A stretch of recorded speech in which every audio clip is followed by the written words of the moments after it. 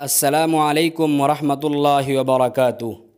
ناظرین، استقبال ہے آپ کا ہمارے یوٹیوب چینل الخیر جنرل نالج میں۔ آئیے سورج اور چاند گرہن کے واقعے کو حدیث کی روشنی میں سماعت کرتے ہیں۔ دوستو، آپ کو معلوم ہے کہ چاند اور سورج اللہ تعالیٰ کی قدرت کی نشانیوں میں سے ایک عظیم نشانی ہے۔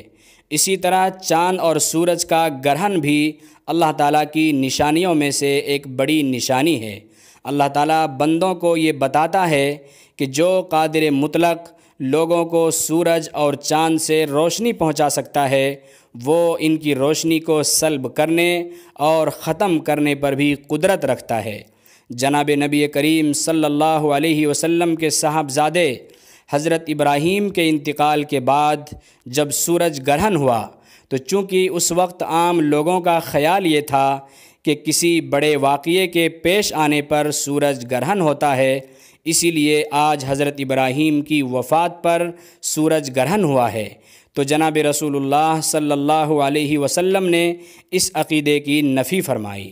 اس سے معلوم ہوا کہ چاند گرہن یا سورج گرہن کسی کی موت و حیات کی وجہ سے نہیں ہوتا ہے، بلکہ اللہ تعالیٰ اس کے ذریعے اپنے بندوں کو ڈراتا ہے اور یہ پیغام دیتا ہے کہ اللہ تعالیٰ کی قدرت اتنی عظیم ہے کہ وہ گردش کرنے والے چاند اور سورج کی روشنی کو بھی ماند کر سکتا ہے۔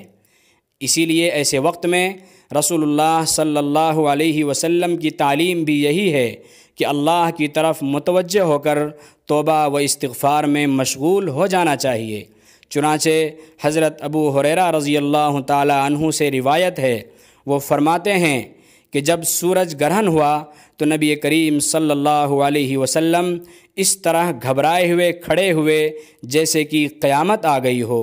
پھر آپ مسجد میں تشریف لے گئے اور ایسے لمبے قیام و رکوع اور سجدوں کے ساتھ نماز پڑھی کہ اس سے پہلے آپ کو ایسا کرتے ہوئے نہیں دیکھا تھا۔